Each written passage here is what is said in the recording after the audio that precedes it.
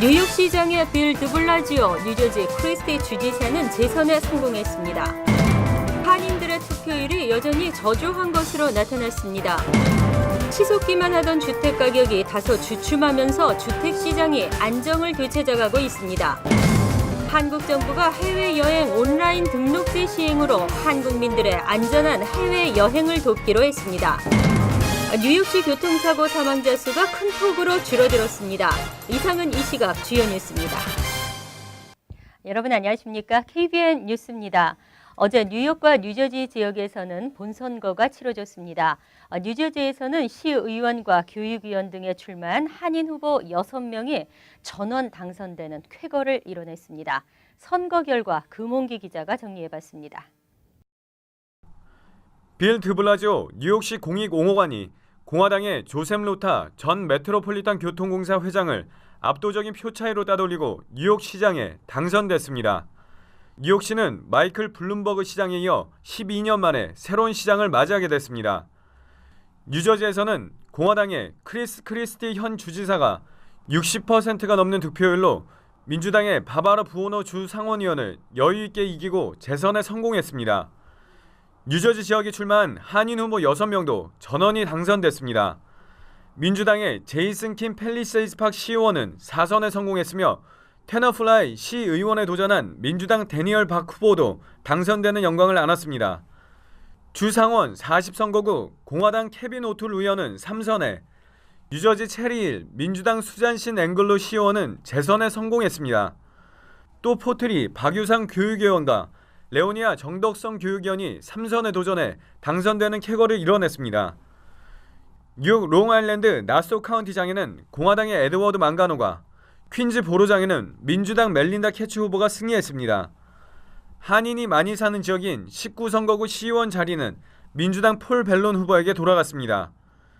유저지주 법정 최저임금 인상안 주민투표는 찬성 60.8%로 통과돼 내년 1월부터 현행 시간당 7달러 25센트에서 8달러 25센트로 인상되고, 이후에도 소비자 물가 인상률에 따라 조정이 가능하게 됐습니다. 뉴욕주 카지노 증설안도 주민투표 56.5%로 동의를 얻어냈습니다. KBN 뉴스 금홍기입니다. 어제 소중한 한 표를 행사하신 분들 많으시죠? 한인 투표율은 지난 예비선거에 비해 증가했습니다. 하지만 당초 기대와는 달리 전체 투표율은 저조했으며 투표소의 한인의 모습은 많이 눈에 띄지 않았습니다. 2013 뉴욕, 뉴저지 본선거가 치러진 어제 뉴욕 시내와 뉴저지 곳곳에 마련된 투표소에는 소중한 한 표를 행사하려는 한인 유권자들의 발길이 이어졌습니다. 한인 투표율은 지난 예비선거에 비해 증가했지만 전체 투표율은 그다지 높지 않은 것으로 나타났습니다. 특히 뉴욕은 출마하는 한인 후보가 적었던 것이 저조한 투표율의 원인으로 분석됐습니다. 하지만 한인 후보가 출마하지 않은 때일수록 더 적극적으로 투표를 실시해 한인 커뮤니티에 보딩 파워를 보여줘야 한다는 의견입니다.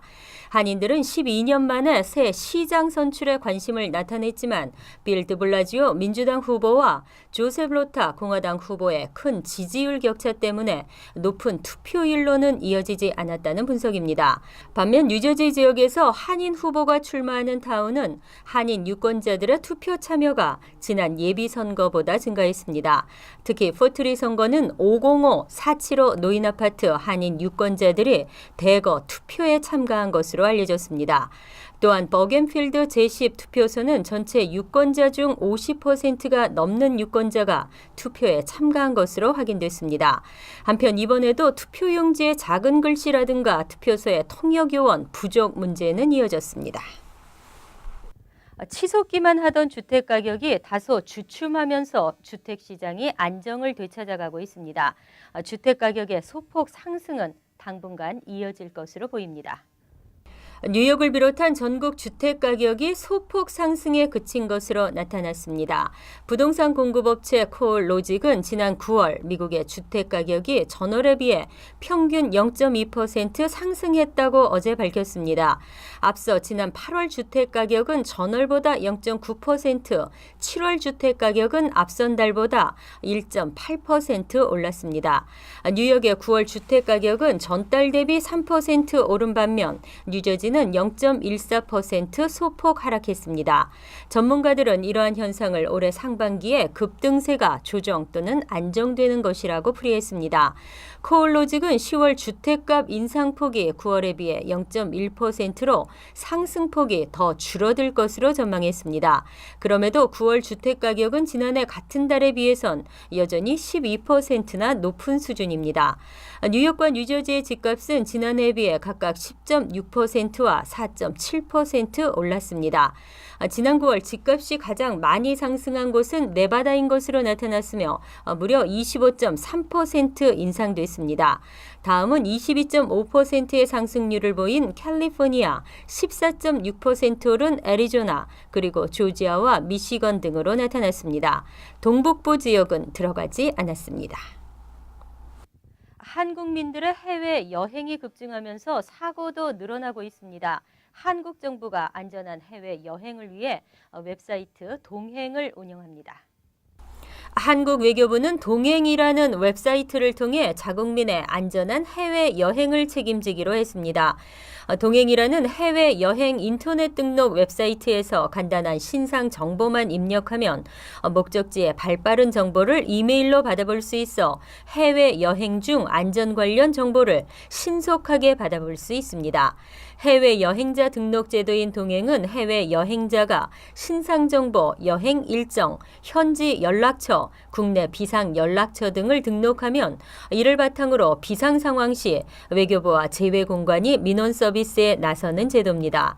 만약 해외에서 재난이나 재해가 발생했을 경우 외교부는 재외국민이 미리 등록한 여행 정보와 현지 연락처를 바탕으로 소재 파악에 나설 수 있습니다. 동행 가입자가 해외 여행 중 불의의 사고를 당할 경우에도 재외공관에서 비상 연락처를 바탕으로 가족에게 신속한 연락을 취하게 됩니다. 외교부는 또 24시간 콜센터를 통해 영어, 중국어, 일본어 등 3개국어 3자 통화 방식의 통역 서비스도 제공하고 있습니다. 미 대학원에서 공부하고 있는 해외 유학생들은 절반이 넘습니다. 최근에도 대학원에 유학을 오는 외국인 학생들은 늘고 있습니다. 반면 한국 유학생들은 큰 폭으로 줄고 있는 것으로 나타났습니다. 미 대학원위원회가 어제 발표한 보고서에 따르면 올 가을 학기 한국 출신 대학원 과정 유학생 신입 등록은 지난해에 비해 12%가 줄었습니다. 이는 미 전국적으로 유학생 신입생 등록률이 10% 늘어난 것과 대조되는 것입니다. 한국 유학생의 신입생 등록률 감소는 올해 합격률이 10% 이상 줄어들면서 이미 예고됐던 결과입니다. 보고서는 올해 전체적인 유학생 등록률 10% 증가는 특히 인도 출신 유학생 급증이 가장 큰 밑거름이 된 것으로 분석했습니다. 실제로 인도 출신 유학생은 지난해와 비교해 무려 40%가 늘었습니다. 이외 브라질 출신도 17% 증가했습니다. 반면 3년 연속 20% 이상 증가하던 중국 출신은 올해는 5% 증가에 그쳤고 대만 출신은 8% 감소했습니다.